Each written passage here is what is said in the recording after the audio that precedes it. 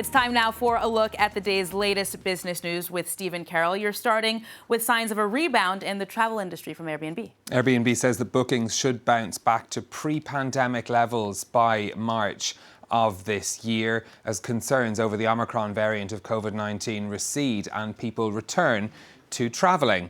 The accommodation platform also says it's seeing bookings for this summer up 25% compared to 2019.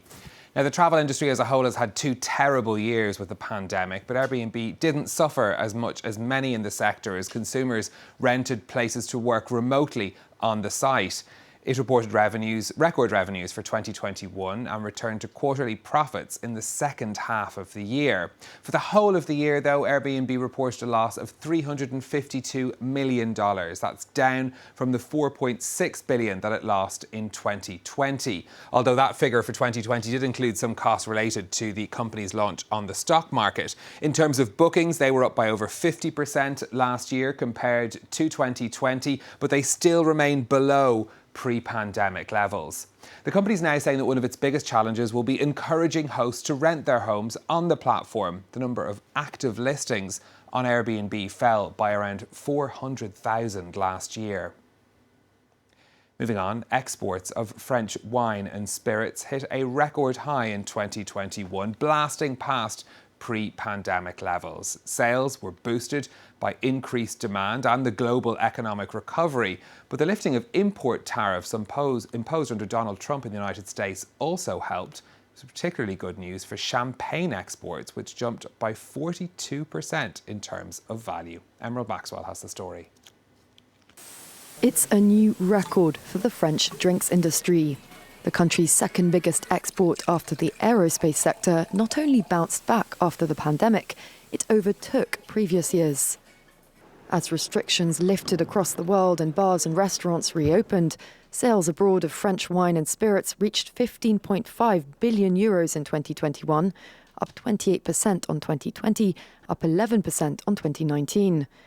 Exports were boosted by the United States suspending duties on French wine in March 2021 that had been imposed by Donald Trump in October 2019 in a dispute over aircraft subsidies. Shipments to France's largest export market jumped by 34% to 4.1 billion, representing a quarter of foreign sales. Brexit didn't quench the thirst for French wine in its second biggest market, the UK, with exports up 20%. China was the third largest market, up 56%, driven by a taste for cognac, but also to fill a gap left by the collapse in sales of Australian wine amid diplomatic tensions between the two countries.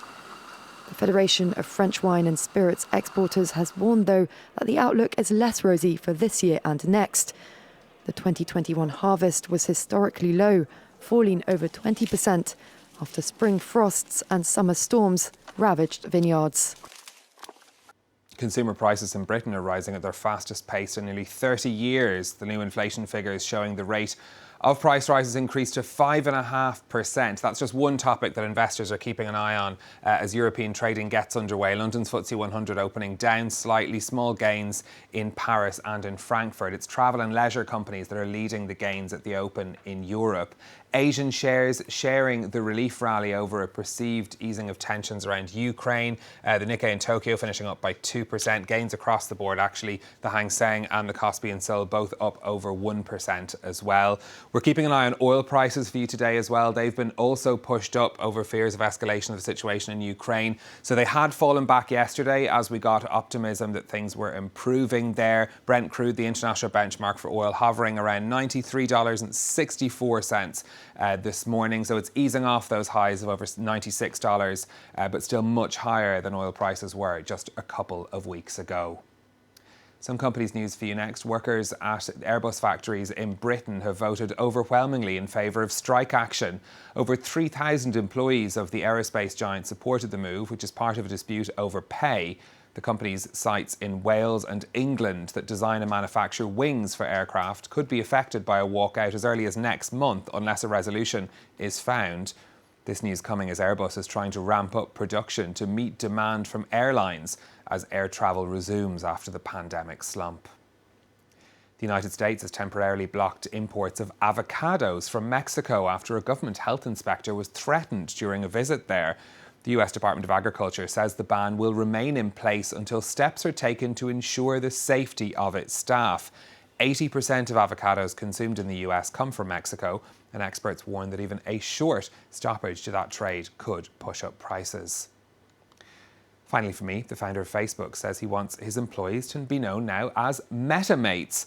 That's after the social media giant rebranded itself as Meta last year. In a staff memo, Mark Zuckerberg outlined his vision for corporate culture at the company, which included live in the future and build awesome things.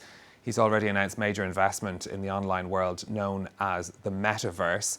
This is part of ship-related terminology. There was talk on Instagram of them talking about shipmates. Now we've got MetaMates. Does that make us newsmates? So before Metaverse, they were just They were Facebookers. Facebookers. Okay. Yeah. Wow. All right. They've moved on. Rebranding. Like the rest of us, yeah. All right. Well, I guess that makes us meta newsers. Yeah. Stephen Carroll with Business. Thank you.